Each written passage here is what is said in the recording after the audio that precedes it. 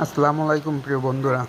শুরুতেই সবার কাছে ক্ষমা প্রার্থনা করছি এই নিরীহ প্রাণীটিকে হত্যা করার জন্য।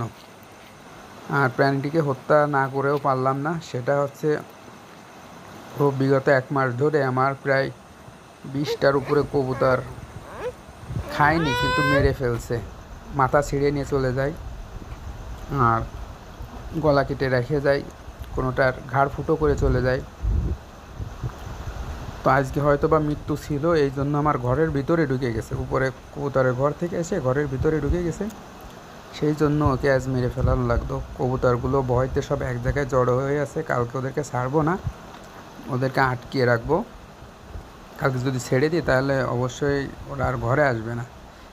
এই পুরো ঘর ভরাই কবুতর ছিল, কিন্তু এই সাইরেলটি, এই প্রাণীটির নাম আছে সাইরেল, এই প্রাণীটি আমার সব কবুতরগুলোই শেষ করে দিয়ে গেছে।